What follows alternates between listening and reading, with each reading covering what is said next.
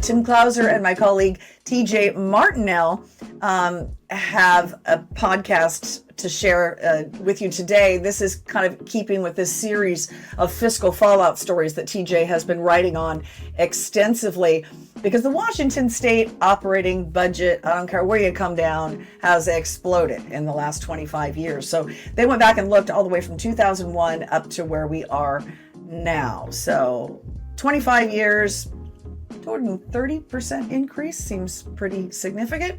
So here are my colleagues, TJ Martinell and Tim Clouser.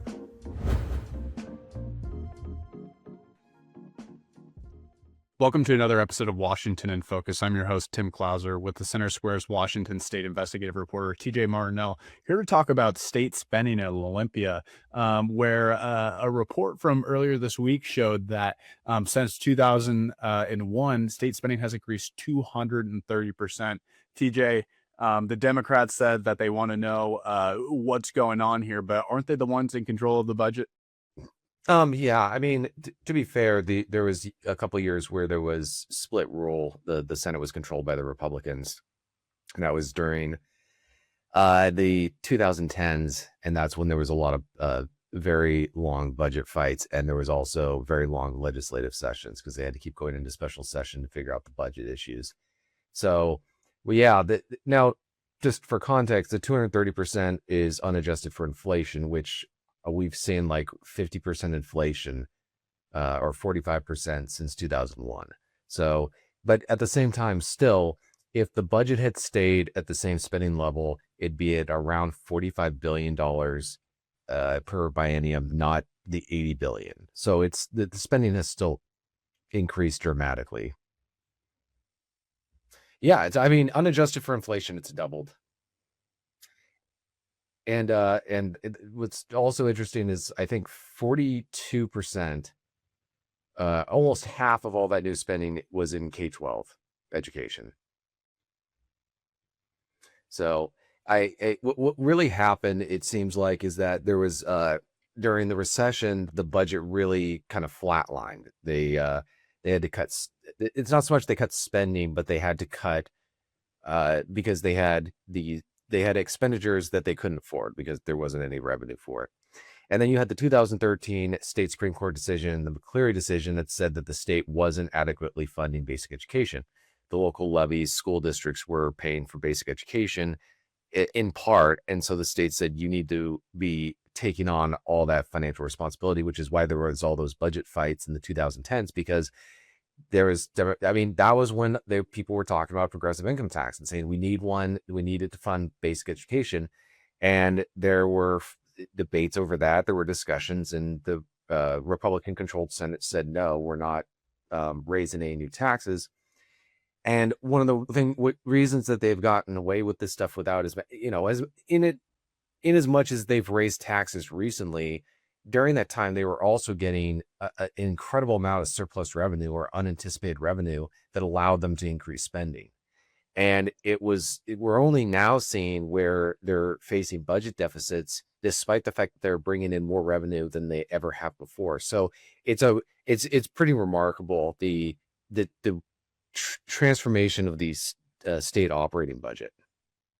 Yeah, I mean, the McCleary decision added a lot of weight to the budget, definitely. But since then, I mean, the state has also passed the Climate Commitment Act and brought a wealth of new spending with that. There's been a lot of other Democratic priorities that the party has advanced that have inflated the budget. I mean, we're talking about $80 billion today. And you said, adjusted for inflation, had it kept pace with population growth and everything else, we would have been closer to 45 billion. I mean, that's a massive increase. And then last year, we saw the state house raise taxes by $10 to $12 billion. This year, they passed an income tax that's going to go before the Supreme Court likely in the next year or so. And they're already talking about another budget deficit next year. I mean, it seems like the last few years, we've seen these deficits time and time again, and the Democrats in Olympia just turn to the taxpayers to have them fill that budget. I mean, do we ever get to a situation where they say, hey, we need to establish a new baseline and try to avoid increased spending? I mean, that's going to be, that's going to be the question, and it's really going to come down to whether or not they're afraid of voters coming in and voting them out of office on the basis that we need state lawmakers that look at the budget and say, where can we cut spending, not where can we add taxes. And so far, I think that what we've seen is they've managed to get away with that with raising taxes. But I think with the income tax, I think this is where voters potentially could give a big no in the November election. Another big no. I mean, this has been on the ballot 10 or 11 times. It's been rejected 10 times. I think the only time that voters passed it was back in the 20s or the 30s. So about 100 years ago. I mean, it'll be interesting to see how budget negotiations go, not only this year, but the next year, because we're entering into another biennium. So it's a 2-year thing. They're going to set the budget this year or whatever. And then they're going to have to make adjustments after the first year. But we're in the middle of an election cycle. And you have major figures like Senator Jamie Peterson. He's the Senate Majority Leader. He's from Seattle. He was the key figure behind the passage of the state's new income tax.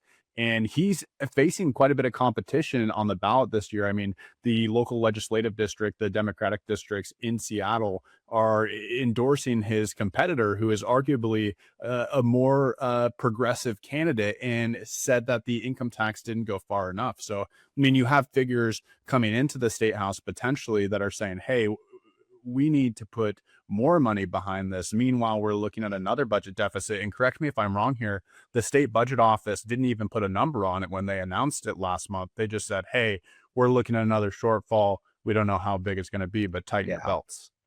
Yeah.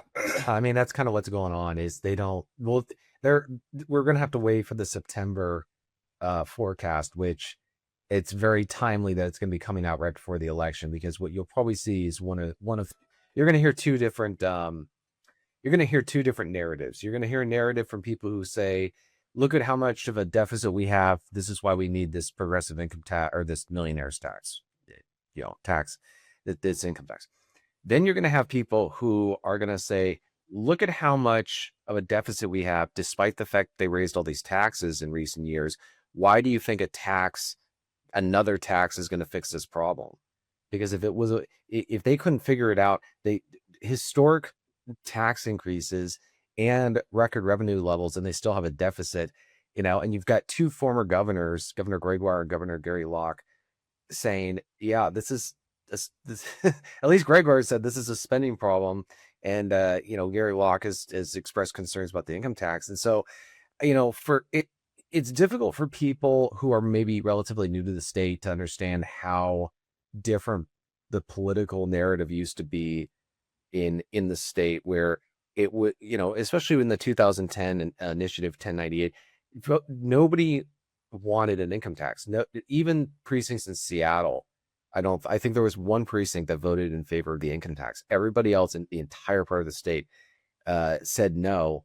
And so now we're having this fight all over again. But like you said, lawmakers who crafted it specifically to legalize progressive income tax, they're being endorsed, or their competitors are being endorsed. And so it really raises questions as to, if the current lawmakers get voted out, who's coming in, and are their policies going to be that their predecessor didn't go far enough, like you were saying? So it's almost like they look at the 230% increase since 2001 and they say, well, we got to pump that up. That's rookie number.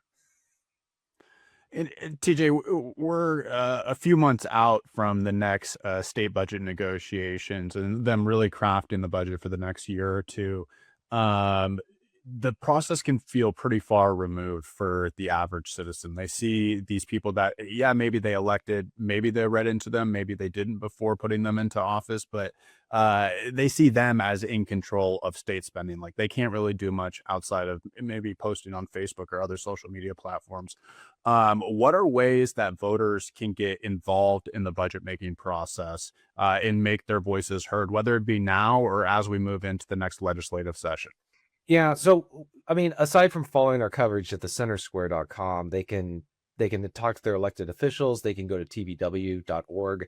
They can there's different ways for them to research it. And of course, they with AI now you can ask Grok or Chat GPT, trust but verify what you see there. But I mean, the best way to do is follow our coverage because that's our bread and butter.